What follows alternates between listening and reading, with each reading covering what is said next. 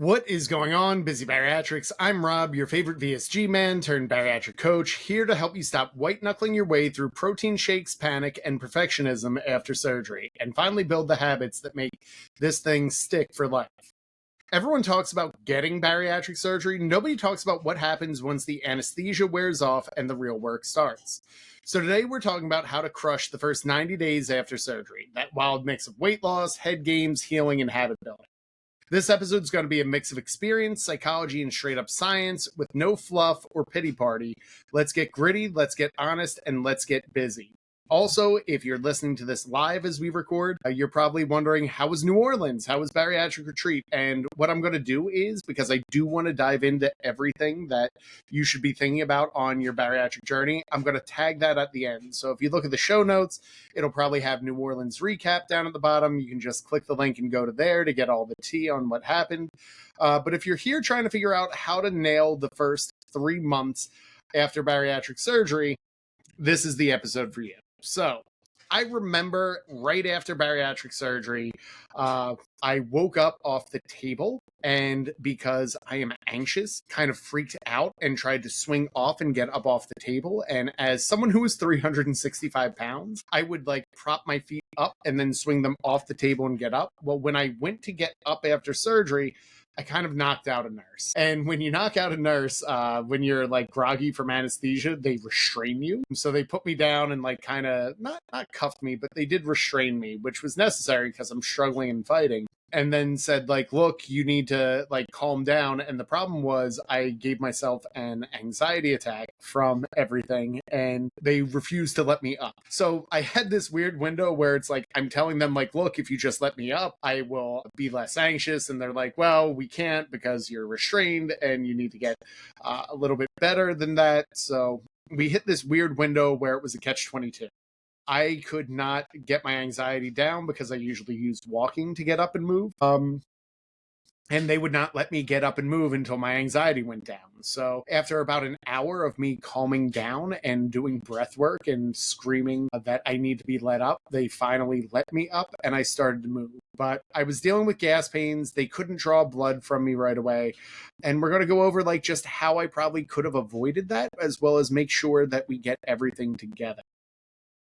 It's a weird process when you come home from bariatric surgery because you've had this surgery and there's a part of you that really thinks okay, I should be healed. My relationship with food should be healed. I should be able to handle this. And it's so far from the belief of that. And what I see is the one big mistake that people make in the first 3 months post-op is thinking that the sleeve is going to do all the work and that they can just kind of go about their business and do it. And it could not be further from the truth. So many times, the idea of relying on willpower instead of structure allows clients to drain themselves pretty fast. And then when everything hurts and your brain's foggy, it's no surprise that you want to either revert back to old habits or think that this isn't right. So something I love to see my clients do, as well as what we coach with our team, is just getting a clear structure in place for what it's going to look like when you return from bariatric surgery. Two cookbooks that I absolutely think every bariatric patient should own is Megan Moore's Complete Bariatric Cookbook. She's a registered dietitian who has an episode in season 1, as is Kristen Willard's Bariatric Meal Prep Cookbook. Both are season 1 guests who I really believe, and they make really practical meals for both your liquid stage, your puree stage, and everything else. And by really just having those meals mapped out with a loved one of here's what I think I want to eat and do, it really works. But especially in the first 2 weeks when you're still in that liquid phase, your only goal really should be to hydrate and get protein in through either clear liquid proteins or, boy, I'm drawing a blank. It's weird. A little bit of brain fog today. Or using protein shakes. Obviously, talk with your surgical team about what they want you to do, but from working with hundreds of bariatric patients and probably close to 36 bariatric centers, there's some form of a liquid post-op phase where really it's just get protein, get hydration in, and make sure that you don't dehydrate yourself. And I see this fairly often.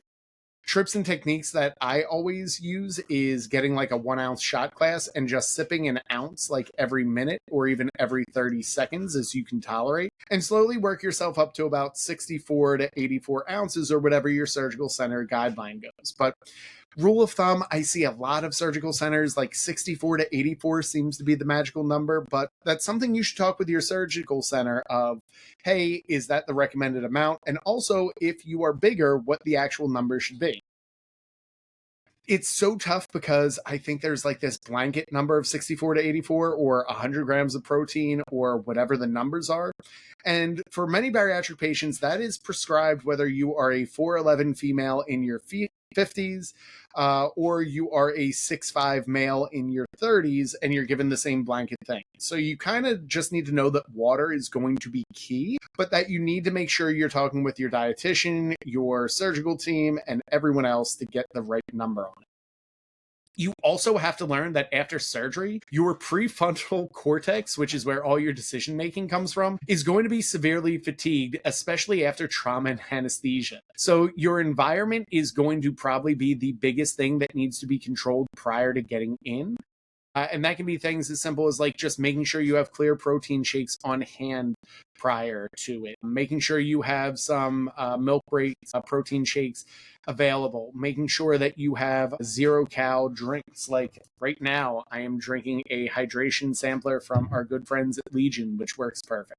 Finding small things like that and then making sure that it is all building plays a very big role on everything, but also making sure that like your kitchen is set with the proper foods that you need, that your calendar is set. If you have the chance to take off of work, it's not the worst idea to take about 2 weeks just to get used to hydration and nutrition and figuring out your new hunger cues. It is very common to have almost no hunger cues right after surgery. So making sure that you keep some sort of schedule where you're hitting your liquid protein goal as well as everything can be very beneficial. Other things you want to be thinking about after surgery is the mindset that you are going to be keeping in. A lot of times people either take this approach of, I'm going to coast, like the sleeve is going to do all the work and I didn't really put any thought into it. Or you have this survivor idea of, I'm just trying to get through it. The way that I want you to really think about it, though, is a third sense, which is a student. I say that because survivors really cope where students grow. So you're probably not going to hit your water goal the first day, or if you do, great job. Look at what really worked, what didn't work, and make the adjustments as you go on. Where I see a lot of people struggle is they're like, oh, I didn't hit my water goal the first day, this is impossible. Or I'm having gas pain the first day, this is impossible. When in reality, it probably needs a little bit of gentle movement. It needs a little bit more intentionality and really getting clear of what does that look like and how that's going to work for you. And this is going to be beneficial because after surgery, your neuroplasticity, which is the idea of your brain making behavior change, is incredibly high. So even using your surgery as a chance of like, let's rewire and reset what is our relationship with water, food, everything else can play a big role. If you're still looking at like soda, for an example, as like your main hydration source or coffee, this is a really good time, not necessarily to cut cold turkey, but to be like, hey, I'm really not supposed to have caffeinated beverages right after surgery. Why don't I take a pause of it at this time and reframe my relationship of what drinks do I want? What time do I need to go to bed to feel refreshed and relaxed when I wake up? Really start to set the idea of how you're going to change because your brain is actually primed in this point to have new neuroreceptors fire and get everything done.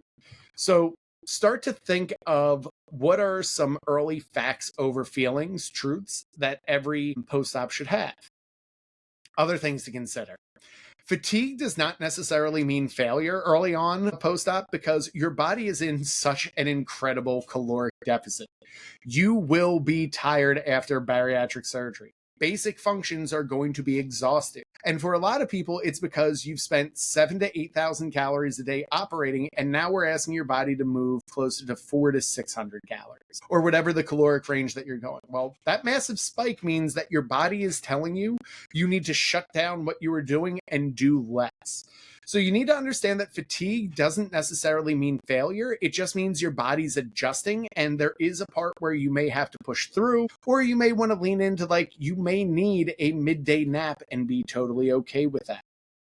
Your hunger cues are also going to be off. And I've seen this both ways when bariatric patients come out of surgery. Some people still say that they have the same hunger cravings and everything, and that might be more of a behavioral hunger pattern that you need to rewire.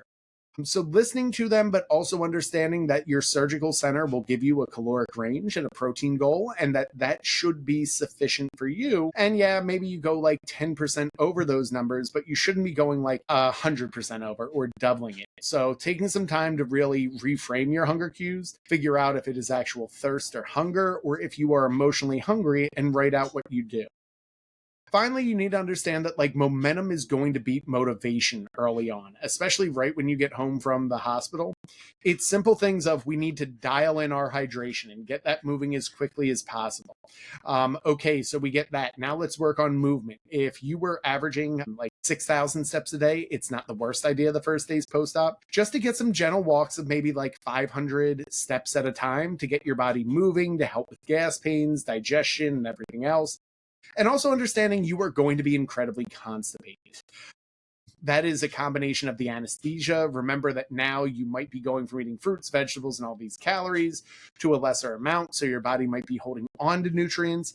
But also, because of all of that, you are going to have a level of constipation. So it is very, very common that I see surgical centers recommending a laxative. And it's important to stay on that as your doctor's recommendation, just so that you're helping get healthy bowel movements going.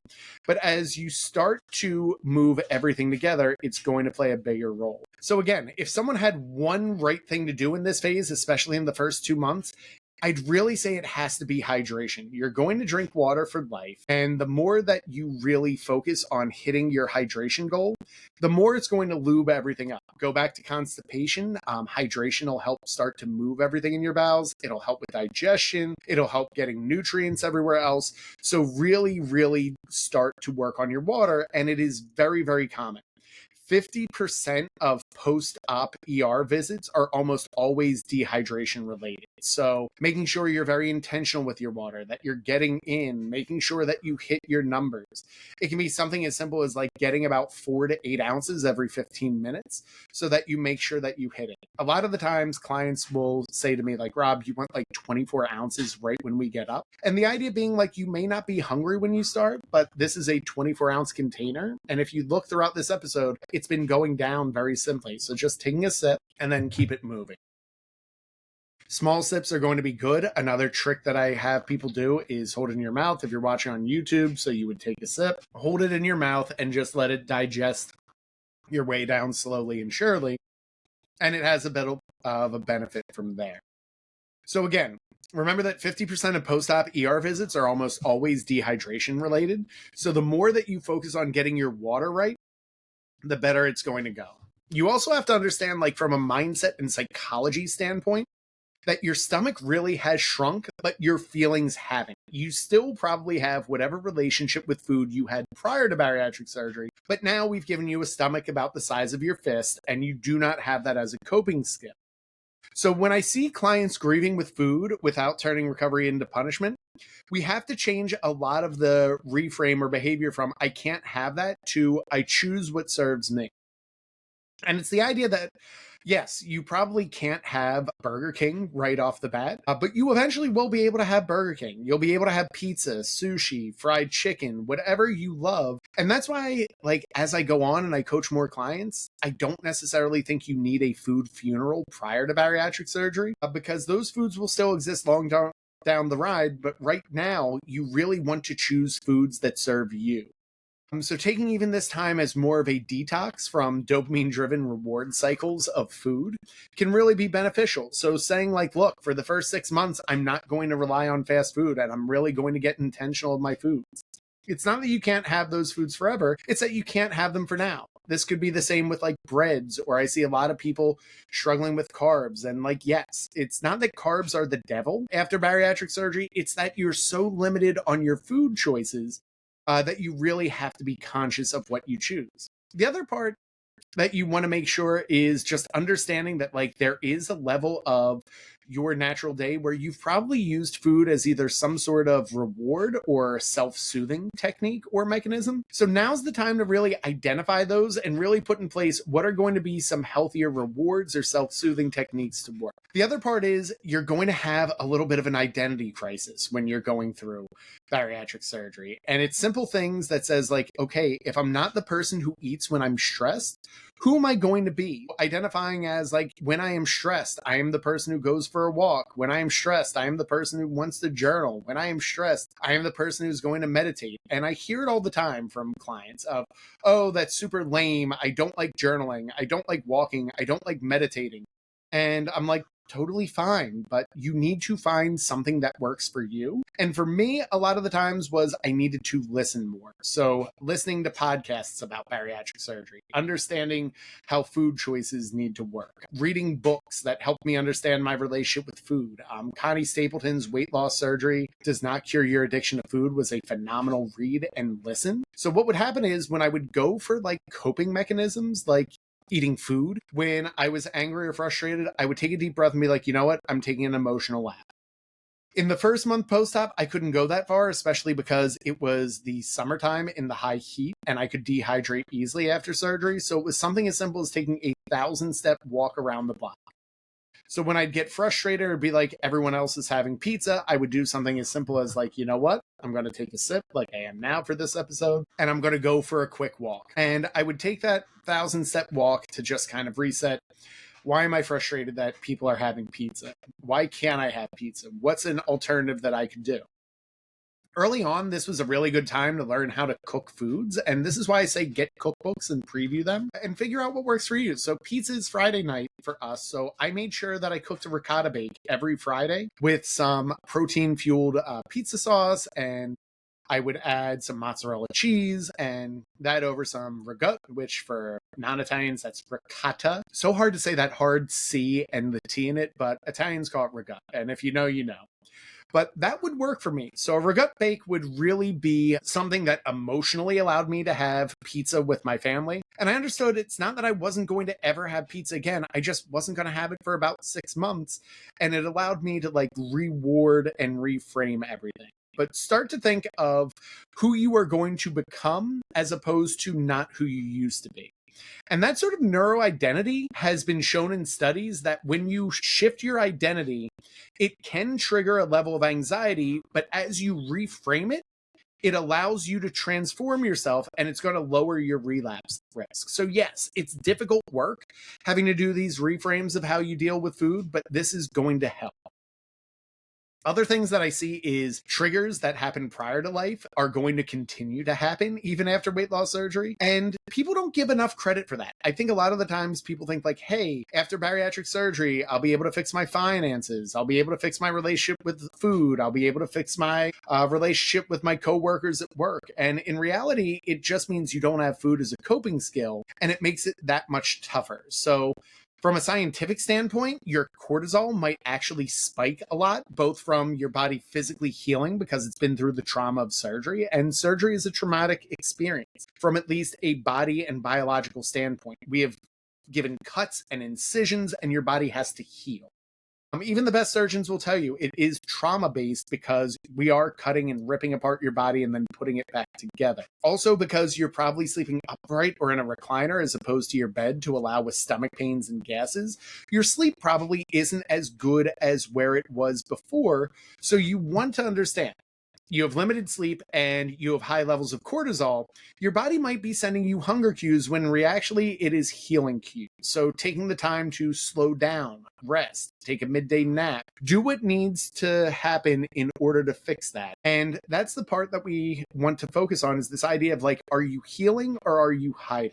When you are healing immediately after bariatric surgery, that is letting your body rest to rebuild. That is making sure that we are hitting our water goals. So again, if you're watching this on YouTube, I am showing you how I'm slowly sipping throughout the episode. It has been 20 minutes and we're getting close to the end of the water. Little sips throughout the whole thing. But making sure that you are resting to rebuild. So you're getting your water in, you're focusing on sleep, you're making sure that your body is listening to the cues that you need. When you're hiding, it's almost like you're just kind of stalling or just waiting to get through. I see this a lot in bariatric community support groups that aren't ours. I'm sorry, but yes. Facebook support groups, Instagram groups of, I just had surgery and I'm just trying to get out of liquid phase, or I only have 10 more days through our liquid phase. And if you're looking at it like you're just trying to kill time till you get out of it, it's almost always a guarantee for failure. I'm not saying that to be mean, but that's the hiding level that we say where we're kind of resting to avoid the responsibility of work. And unfortunately, like you still have to do the work of weight loss surgery after weight loss surgery. And you have to ask yourself, are you healing? Are you giving your calendar the time to do that? Or are you just kind of kicking through and getting it? Other part that I see is focusing on patience as we go through. So again, we said about eating and doing all of our nutrition. You're going to have to cook every day for the rest of your life in one way, shape, or another. Eating fast food or dining out is usually a quick fix, but a lot of the times when I meet bariatric patients, I explain like you have to learn to cook. It's almost a non-negotiable. From coaching hundreds of bariatric patients, the ones who cook their own foods the majority of the time are the ones who have lasting results. I just say it from experience. The ones who, even if they're living in a household, I notice this trend a lot. Like, oh, my spouse does the cooking, so I can't really control my nutrition. It's like, well, what? You just had bariatric surgery. Like, take some time to learn to cook some meals, especially like in the puree stage or the soft food stage. Take some of the recipes in those cookbooks and cook them for yourselves, and then start to learn to cook. One of the best things that I did and I've seen clients do is just understand the mantra of what is good for a bariatric patient is good for the family. When I had surgery, Allie was, I have to do the math, like 8 and Stella was 3. The meals that I cooked in bariatric surgery were absolutely healthy, delicious, and nutritious for them and totally capable. The other part is like keep a pack of hot dogs on hand, not for yourself, but for your other family members. And this was a tough conversation I had to have with people where like, look, not every meal has to be this dopamine reward or a caloric bomb. For some of us, it's just the simple process of, hey, I'm going to make sure that this meal is nutritious. And if you don't like it, here's a pack of hot dogs I got at Aldi. I used to joke the Aldi brand hot dogs used to be 87 cents. So I'd be like, here's my 87 cents as opposed to 2 cents. You can go grab a hot dog out of the fridge, microwave it, and go eat. Child protective services or marriage counselors are not going to grip you up of, I created a perfectly balanced, delicious, and nutritious meal.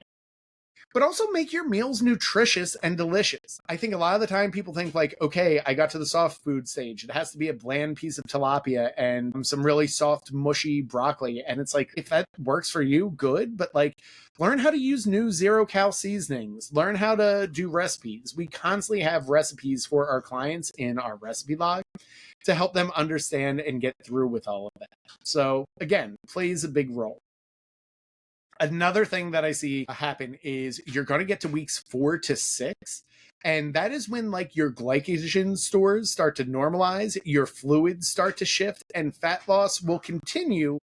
But your body has almost said like, look, we have been in a point of starvation for 4 to 6 weeks. We need to start holding on to fat or whatever because we're losing too quickly. And this is why it is very common from a phonetic standpoint. They call it the 6-week stall. But in reality, it can happen anywhere from 4 weeks, and it could be anywhere at 8 weeks, and it can last anywhere for a month where you're doing all the things, but the scale is not moving. From coaching so many bariatric patients, this is really where the key trick is. And if you have a pen and paper, pause the episode because I want you to write this down. While you're doing that, I'm going to take another sip to hit my hydration goal. I double tapped. Anyway, here's the trick to beating the 6-week stall. Are you ready? Pen and paper together. Keep doing all the things. Biggest thing I see as a mistake is bariatric patients get to the 6-week stall. They have just had these phenomenal weeks of losing 5 to 7 pounds a week, depending on how big they were or where they are. And it's just dropping off in globs. And then all of a sudden it stops and people say like, I guess surgery is done. I failed. I'm only losing 25 pounds. I stopped moving as much. I stopped drinking as much. My nutrition gets out of compliance. And in reality, your body is just catching up. So it's why, like, we coach especially, it's so critical months 2 into 3 and 3 into 4 that you hit those points because your body's going to naturally stall out. And a lot of the times people just give up or they derail, where in reality, if you just stay the course, it is going to work out just fine. Also, now that I think of it and I'm going back, first 2 weeks, do not weigh. Instagram and social media gives you this idea that you need to. Your body is going to be incredibly inflamed because you have just had surgery. You're probably not making consistent bowel movements like you used to. Your water and dehydration levels could be all in flux. For the first 2 weeks, you really don't have to weigh yourself, in my professional opinion. If anything, it's more harm than good because your number might even be up because your body's inflamed and is healing. So just give your body about 2 weeks before you start tracking that. And again, focus on your water and everything else. So now that we're getting there, let's talk about our nutrition and hydration for everything and realize that your protein and hydration has to come first. And then your feelings really need to come second. When clients need to hit their protein goals in the first month and they are struggling with even sipping water, this is where we have to really start looking at working in ounces as opposed to meals. Especially if we're in the 2 weeks liquid post-op diet or even in that first month. Trying to get like a macro or caloric range isn't necessarily the biggest range. Like calories, yeah, play a big part. But more importantly, you have to do simple things like getting your ounces or your meals. So this is a 24-ounce shaker bottle. You might want to go down to a 12-ounce, the little baby cup, and just kind of rotate between get 12 ounces of water, 12 ounces of clear liquid protein, and Legion obviously has one, or you can get the pre-made shakes from like Core Power or Premium. Try out a couple and find the one that works for you. Obviously, I am biased because Legion does give me some monetary compensatory value, but whatever really floats your boat or works for you or flavors, it really comes down to what can you stay compliant with and keep sipping it down to make sure that you are hitting it. Again, small time sips like we said, so we're going to take a little sip, hold it in our mouths, and then let it dissolve like such. And again, let's look at the bottle. We started at 24 ounces when we started. We're about 28 minutes into this recording, and it's slowly getting ourselves down. But you need to understand that like it's almost non-negotiable, certain things at certain stages. So in the liquid phase, you need to hydrate. I get that you might be nauseous. I get that you might be tired. You might be dizzy. All of that almost always gets cured when you are hydrated. So please, please, please, it's why like before anything else, you need to sip your water. You need to consistently sip your water. You need to keep making sure you hit your water. Flavor your water however you want. Again, use a hydration stick. Find one that is 0 cal. Change the flavors up. Buy like 6 or 7. Again, like I like Legion, but you can also go into a Walmart or a Target, go to where they have usually like the iced tea packets. And if they have iced tea packets that are decaf and you like iced tea, go to town and enjoy it, but kind of rotate that up. Like I really like, there's the Skittles ones that have like 0 cals and it flavors it like the pink Skittle, or the pink Starburst is another one. Like Skittles and Starburst have the flavors, and pink is by far the best one. I have red. Red is good, but like pink is great. When you get to puree stage, you really want to focus on smooth texture and getting more of solid proteins. And this is where you want to work on your bariatric behavior goals. For our clients, this is where I want you like digging into the hive and really getting in. We have our bariatric behavior goals books. And if you follow me on Instagram, I share one of them each week of small things like focusing on chewing your food 25 times, putting your fork down in between bites. Really slow it down and get into the intentionality of where you're eating. Soft foods really starting to add varieties and also chewing slowly. So again, it's all going to be slow it down, slow it down, slow it down. And then finally, you'll eventually be able to eat solid foods. And this is where, if you've been cooking your meals, working on your hydration, hitting your protein goals, this should feel a little bit easier. When people don't do that, this is usually where I see them all of a sudden being like, yay, I absolutely need to get back to like solid foods. And they start clamoring for chips, or they're making foods that are different than their family members, or they're trying to get everything. Right now, when you get to solid foods, it's working on portions that reflect how much protein can you have. And then the next thing I would focus on is produce. And produce from a standpoint of getting more high fiber vegetables in can be very beneficial when you get into the solid phase, if only because you have to poop. And I don't mean to be like disgusting or crass, but a lot of the times when I see people not getting their produce in or their fiber goals, what ends up happening is they're constipated. And I hear these horror stories of how much constipation we're having.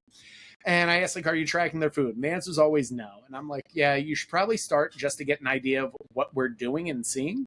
And then when they start to track, they're like, I'll ask to take a look at it or screenshot. I'll be like, oh, you haven't had a vegetable in like a week. And I get it. Like for a lot of people, they're like, I don't like vegetables. But let's go back to the mental reframe of, if you don't like vegetables, you probably aren't preparing them correctly. Now some time to, like, instead of a steamer bag of soggy vegetables, what I'll do is I'll toss it into the air fryer to dry them out and crisp and crunch them, or even roast them like that. Add some 0-cal seasonings and change the seasonings on it. Like, so for me, it's sometimes something as simple as like adding Creole seasoning or Cajun seasoning to give that good look and everything else. And really make sure that you're adding that so that it works. Even doing something as simple as like making sure that you've printed out visual checklists if you're a paper person. For me in Google Keep, I would almost set reminders in Google Calendar of here's the tasks I have to complete every day. Hit X amount of ounces of water, hit X amount of ounces of protein, 2 servings of produce. Like putting that somewhere in your nutrition tracker. Having those visual checklists can absolutely make a difference and even give you a little bit of a dopamine boost of being able to check a box. And the more boxes you check, the more it can build momentum that's going to help you get through the tough times, even when motivation really isn't working. So again, got to go with it. Take a sip. During this period, you might also be reframing with the obsession of perfect eating, and Instagram and social media does not help in any way, shape, or form with all of that.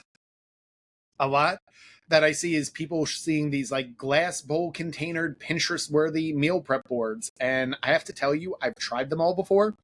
It's way too consuming. Really just slapping on a protein with a produce and maybe a little bit of a starchy carb isn't the worst thing ever, depending on how far out you are. But find meals that actually work for you. And the idea is you just have to be consistent. So putting a little bit of timing in and realizing that you don't have to be perfect. And more importantly, just getting the idea of like good enough is going to work.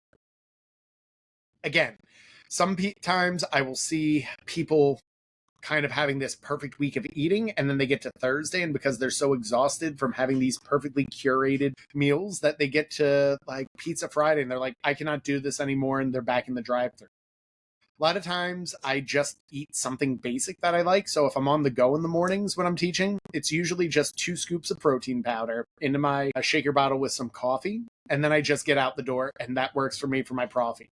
My lunch is usually just a bed of lettuce with 200 grams of lean protein on top of it, and then like a little 55-gram salad dressing container. Again, not trying to make something fancy, not even like social media worthy. It's just proof of like, here is me eating food and moving on to get through. Again, not great. You also during this point want to understand that you are going to be able to eat slider foods. Think of Cheetos, Doritos, everything else. Even with bariatric surgery, slider foods can bypass restriction and also spike your insulin, which can cause your hunger and cravings cues to go on. This is why, like, a lot of the times I want to see you kind of like put the Cheetos or Doritos away or just not keep them in your house. For me, it can be something as simple as Reese cups, where you can still eat Reese cups after bariatric surgery. And that's where you can end up consuming like 400 to 600 calories worth of Reese cups. Again, not that Reese cups are bad or any food is bad, but right now you want to reframe your relationship with those foods. And maybe for 6 months, just try abstinence. And if you can't go 6 months without a food, really start asking yourself why you can't go 6 months without that food and start to work on how to reframe it. If you're struggling with answering those questions, like you should be DMing me or someone on the team, or at least getting one of Connie Stapleton's books to heal your relationship with food. But you have to understand you can still eat sliders on this point. And not just sliders, the little mini hamburgers, which are delicious, but slider foods, which are any food you can really like put into your mouth. And if it dissolves, it means that it's easy to digest and can cause that. So rule of thumb, if you put a piece of chicken breast in your mouth, it will eventually dissolve, but it might take an hour if you don't chew it or just left it in there. Whereas if you put a Cheeto in your mouth and you held it, in 30 seconds, that thing just dissolves and slides in. So now that we've kind of covered that, let's look at movement and strength. And again, I'm going to take a little bit of a sip. And you want to start asking yourself, like, when should someone start moving again post-op? And the answer is almost immediately, but making sure that you were doing it intentionally. So you have to remember that blood clots can form after bariatric surgery, and walking from day one is going to help improve that circulation, and it's going to help reduce clot risks. Blood clots are obviously very scary, which is why movement is so critical, and making sure that your body starts to move and adjust and getting everything is going to help. Again, going down to, I do not need you to bench press a Buick or start your Orange Theory classes at your first month post-op.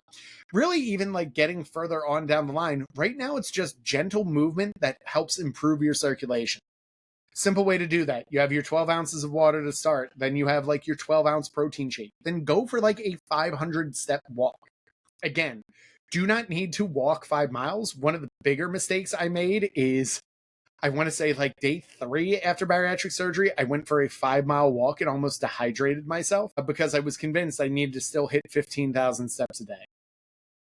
Obviously, that was a horrible, horrible idea. And I'm telling you, this is why you don't need to do this. Break it up into small, little, tiny chunks. And also talk to your bariatric team. This is why we always give our clients like a guide of how soon can we start working on a step goal and how soon can we start increasing the step goal? How soon can we start gentle yoga, which I think is highly underrated, especially early on to get you moving and circulating your body and getting everything. And then after that, moving on to strength training and everything else. Having an intentional movement pattern like that is going to play a big role, but start by just anchoring them with meals. So have that protein shake or your soft meal, and then just go for a 5-minute walk outside and work on your breath work. Another question I get a lot of is, what are the first movements that we want to master? And like we said, we want to really work on our posture. So simple things of sitting upright and getting our spine activated. Simple chair exercises like getting your glute activated from the chair, or squeezing and flexing your muscles and releasing the contractions. And then getting started on some simple movement like controlled squats and hinges are a really good move. So that does not mean you have to do like 50 squats as rapidly as possible or anything, but like just gently start lowering yourself to comfort or getting up. If you are starting at a bigger weight, or even if you haven't been moving a lot, just a simple thing of like practice getting out of a chair 5 times. Again, not like some crazy, I need to go into the gym and start squatting or deadlifting. Early on after bariatric surgery, just practice doing like 5 to 10 in and out of the chair to get your body moving and help keep the gas moving quickly. So you finally get to this point and you're like, how do I reintroduce strength training without freaking out or getting afraid of this? And you need to understand that from all the research and study, especially when you were in an extreme caloric deficit and in the early year of bariatric surgery, if you are not incorporating strength training in a timely fashion, meaning like when you are cleared to strength relate, you are losing weight much more rapidly, but you are losing at almost an even rate between fat and muscle. And that's where you'll see like people on social media or cases, they start to look gaunt or scraggly, and myself included. I did not incorporate strength training and true strength and resistance training till about 2 years post-op. And the problem is you start to look like a greyhound. So building muscle intentionally once you are cleared for it and getting progressively stronger with it is going to cause you to lose at a slower rate, which freaks out some people, but your physiques get so much better. And our clients who work with us from their first month post-op and really incorporate the strength training and work on putting all this together, they end up having these impressive transformations where, yeah, they don't get to that super low weight, but when they go out in public, their friends are like, oh my goodness, what have you done? Your arms look defined. Your back looks amazing in that dress. Your glutes look perfect. So making sure all that works plays a really big role. But again, early on in the first 3 months, it's really just walking. And for a lot of clients, because they are like, no, I want to do so much more, I need to do everything, the answer is you really don't. You need to treat walking like progress in and of itself and make sure that it is not punishment. That's why making sure like you're just hitting your goal every day and not making a big deal of it. Some people do step bets, and I have a whole episode that you can go back to of why I don't think step bets are good. But in reality, I think if you get too tied up in the streak as opposed to the reason as to why you're moving, it's going to play a bigger role in the long run. So again, we're going to start to look at the routine and structure that gets put into place to make sure that this works. And this is, again, where I think people need to focus on is getting their calendar together. If you don't schedule time for movement, for hitting your hydration goals, eating and doing everything, they tend to slide by the wayside. So doing something as simple as making sure you anchor the first thing in the morning with hydration and making sure that you get that water in, because morning hydration is going to reset your digestive system and also your blood pressure. So again, look, we're almost done as we get to the 40-minute mark of this. Great job. So having something is even like a morning minimum of hey, let's have 12 ounces of water before we go to our coffee. I'm always amazed that people will freak out on me for this. It's like, well, I need my coffee and I need it first thing. And it's like, your body really doesn't. If anything, you're almost like shocking your body too quickly with coffee right in the bat. So just try 12 ounces of water. I'm not saying you can't have coffee, but also if you're drinking coffee to like 2, 3 o'clock in the afternoon, you're probably resetting your sleep schedule and focusing on the wrong things and can have everything. Also, now that you're crushing your calendar at this point, it's going to help give you the idea of structure and putting discipline into place. And simple things as like micro blocking. Having 15 focused minutes each day where you take some breath work out and just focus on water and shutting your eyes and breathing can be so beneficial. And if you just have like 3 15-minute water breaks in between your stressful points. So it's very common if I have meetings or even when I teach, I will do an emotional lap before I get into the next step. So you're probably sitting there saying like, okay, I'm tracking my water, I'm tracking my nutrition, I'm tracking my calendar, I'm getting my schedule. How do I track all this data without obsessing? And the answer is real simple. Like, just take some time to do it each day and then step away from it. Where I think people get overwhelmed or freak out that tracking is triggering, it's not necessarily that the behavior itself is triggering. It's the fact that we're shedding light on the fact of how little or how much you were doing. When I hear people say like, oh, food tracking is triggering, a lot of the times I'm like, well, what are you eating? And it turns out like when we go through their food log, you're not eating aligned to a bariatric patient. So again, take the judgment out of it. You're just looking at it as a data point and looking at it. Some people get obsessive with like, I'm tracking my weight. And a simple trick that I do is just making sure that like I weigh myself no more, but no less than once a day. As I am 5 months post-op, I'm at this fun, weird point where I'm tracking like every 2 to 3 days because I just don't care.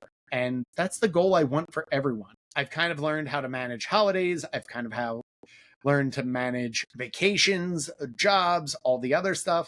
And I'm at a point where I just kind of coast these same 5 happy pounds and I don't have to check it every day. It's like, oh, 3 days later, like the scale is down. Good. Things are going right. Or it's the same. Good. The scale is doing the right thing and my food choices are going right. If it's up, I start to eliminate and figure out where it is. But the more you collect that data early on and get used to it, the sooner you can finish tracking the data and getting away from it. So as we get further into this episode, I know we're getting into the weeds and we can really figure out a whole bunch of this, but you need to understand that there is a clear structure and plan to thrive after weight loss surgery, and you need to be able to understand it. It's not going to go perfectly. And I always say, look at the quote from Mike Tyson, everyone has a plan until they're punched in the face. And you're going to get punched in the face in your bariatric journey. If this episode was helpful with just some key insights for the first 3 months, let me know, because that's kind of what I wanted to do, is just give, here's what I've noticed from some science and psychological standpoints, where I see clients and people in the community struggle, as well as give you some clear, actionable items. With that in mind, if you were sitting there going, Rob, this is all great, but you promised a little bit of a detail of retreat, here's where I'm going to get into it. So as of this recording, I've been back for a week and a half and I was looking at everything, and I really did have an amazing time at retreat. Narissa and Chris did a phenomenal job of hosting in New Orleans. This is my 3rd time in New Orleans and I just love this town. It is a fun town. There are things to do, but a lot of it is like just party and a vibe, which at this point in my bariatric journey is just fun. When I was 300 pounds, we went on Bourbon Street and I found Crystals, which is a 24-hour late night food chain that it's kind of like White Castle. And the problem is I am obsessed with it. It is not healthy for you. It is not on your bariatric journey. But for me, I'm at a point in my bariatric career because I've been there 3 times. The last time I went for my first speaking engagement ever with WLSFA. But if I'm getting out there, I'm enjoying a late night in New Orleans. Crystals at the end of the night, it just hits differently because it's kind of like White Castle.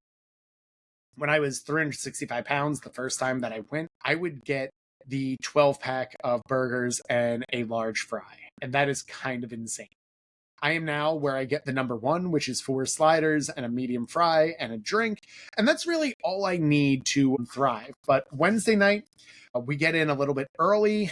It was cool because this was the first time I got to meet my assistant coach Kylie in person, and she brought her husband, and my VA Stacy brought her husband, and Jake and Tim were such a fun addition. And we went out to dinner, and we had a couple alcoholic beverages and let our hair down a little bit. And then we went out on the town and met up with Narissa and Chris, Jason, and a whole bunch of the other people in the bariatric community. And it was nice because it was kind of like the fun before the fun. And we just got a chance to catch up, talk a little bit of shop, which I tend to go to because I really just love talking to Narissa and Chris about what are they noticing, what am I noticing, how can we help each other support, and seeing like future collaborations. And a theme that I think I've really loved seeing in the bariatric community is just seeing that everyone is better together. So it's been nice watching old friends come back to retreat. Mel came back this year from our Sleep Life podcast, and she had not been at the last retreat, so it was nice to kind of see her come back, as well as some other people who like have come in and out of the bariatric community. So bring back some new people or some old friends while adding some new ones has been this really cool experience. But we went out Wednesday and just kind of talked about where are we going with our businesses and everything else. Thursday, we woke up early because we wanted to shoot gym content because we had Kylie and Stacy in person. Because I was in my arm brace, I could not really do a lot, so I was the bionic man. But Stacy really stepped up and led some of our workouts, and we also brought in my good friend Dee to record content and to watch the vibe between Kylie and Dee as they were like, we should do this trend from TikTok, or we should do this reel. The two of them had these great ideas and had me and Stacy just kind of help guide and go through. And it came out really, really well. And we kind of worked through getting all of the content that we needed while having a lot of fun. And when we were done, we were kind of like, oh, we're famished. We had found a brunch spot, which was called the Court of Two Sisters. So we had brought Dee, and Steph, pretty face fat girl, was around. So we had her come. And then Kylie, Stacy, and their husbands joined, and we went to brunch where we got to listen to some live jazz. And it was like a good walking distance. Like I'd say under a mile, but it took us through a whole bunch of the city. So we got to see like a lot of touristy things on our way without having to stop. And there were so many macaroon shops that like I was like, wow, this is an obscene amount of macaroons that I've ever seen in one spot. Cool thing was you could kind of get their buffet and try a little bit of every taste of New Orleans without totally stuffing yourselves out. Full disclosure though, I stuffed myself out and then was like, I need a nap. Because Thursday we had our next big event, which was the costume party. I went as a beekeeper, and Kylie and Stacy had coordinated that we should be bees, and they had their husbands perform or dress up as yellow jackets, so they had a very subtle, easy costume to wear, and we all kind of just vibed and hung out and met all the people who were at retreat and kind of did that. People actually thought I was an astronaut when I took my helmet off because I was in a white jumpsuit, and I even got janitor, but I thought it was a good beekeeper outfit. But the problem was the costume beekeeper outfit was $45 and the actual beekeeper outfit was $40. So I was like, absolutely do this. But again, I'm only in one arm, so I'm kind of restrained and I couldn't go to the bathroom. So I realized I couldn't really eat or drink in the outfit. After that was over, we kind of told the team, like, everyone go get dinner with your spouses or have like a private evening. And that was kind of my time to recap and refresh. I was getting really tired every day. Just because I only have one arm, I'm still managing healing. I'm kind of doing a lot of this on my own in New Orleans. So I was pretty exhausted, but I went and got a really good dinner and just kind of enjoyed a nice fancy meal and relaxed and de-stressed. Because the next day, Kylie and Stacy were leading their first workouts ever, and Dee was shooting the content for it. And we also got like 25 metabolic assessments in of people who were in retreat who had wanted them, as well as Kylie had scheduled workouts. So we had to hit the ground running. So from like 6 till about 9 to 10 o'clock, we were running workouts, meeting with potential people for metabolic assessments, really just trying to help people at retreat put it all together. And then we had the fashion show, which Stacy and Kylie performed in. I was still in gym clothes. And then Marissa and Chris were kind of like, hey, can you go before lunch? So we had to scramble. We all had to get changed and then start. And then we presented on how to get busy after bariatric surgery and gave really key insights and how to get everything together, as well as answered questions from the audience of how to do it. And if you're saying like, wow, this sounds exhausting, it absolutely is. Because then it was like, okay, we're having lunch. And then we also had our table, which I forgot we had to set up Thursday. Stacy had done this amazing job from when we were in Orlando of saying, hey, we should get a tablecloth, we should get a stand and repeat. And our graphic designer, Michelle and Stacy, had built this amazing table, which I was so proud of and impressed with everything. And it came out amazing. But then, of course, we had to man the table. So Stacy is managing the table while I'm meeting with other people. Kylie's getting workouts done. And then we had our client dinner Friday night, which was really cool. We went to a place that served Cajun food and got everything done and brought us to Saturday. Like, I am tired just running through everything we covered. And then Saturday, we had early workouts again, more metabolic assessments. And then I actually wanted to see some of the speakers. I always like seeing the other professionals in the space and see what they're sharing. And it was cool to just listen with everything, followed by our sneaker gala at night, and then a little bit of fun and partying on Bourbon Street, and then another order of crystals because I love it. Sunday was traditionally a working day where me and Stacy get everything together, but we were short a laptop. So it was kind of tricky to get everything done together. So we kind of leaned in and was like, Mel from our Sleeve Life podcast was going to get together, and we were originally going to watch the Eagles game. And then we kind of took this approach of like, we couldn't get the Eagles game because we were in New Orleans. So it's like, why are we watching football where we can do that anywhere? And Mel and her friends had coordinated to go do a New Orleans funeral, which is really awesome because they treat it as a celebration of life. It's almost like a parade where people are marching. There is adult beverages. There is a jazz band, and was just a really cool time. And I got to catch up with Mel. And the last time me and Mel were in New Orleans was about 3 years ago for my first speaking event at WLSFA. And it was kind of cool to just catch up of where our companies are 3 years later and where we're going. And it's tough because Retreat's trickiest part is there's so many people you want to catch up with while still meet new people, while still like make sure you're seeing your clients, while also making sure your team is thriving. And it is exhausting in the best way possible. But by Sunday night, we're watching the Patriots game, which is Stacy's team, and just kind of hanging out in the lobby after having dinner with just me, Stacy, and Dee. And like you're almost like shaking by the time you're done because you are fully overstimulated in the best way possible. So Monday, we finally just got our stuff together and got some treats. Stacy helped us plan it and get it all together. But that was New Orleans in a nutshell. So hopefully this helps. And I realize I look at the time, this is a rather long episode. So hopefully this helps for if you're newly post-op, you want to get an idea of what it's like for me on retreat. If you like any of this, just let me know. I'm always looking for feedback as we fill this out. But remember, if this one hits, it means that it's time to stop surviving your surgery and start living your success. So don't just nod along. Go prove that you're coachable, consistent, and capable. And hey, if the podcast helped, leave us a review or just give me some feedback. But as always, keep getting busy.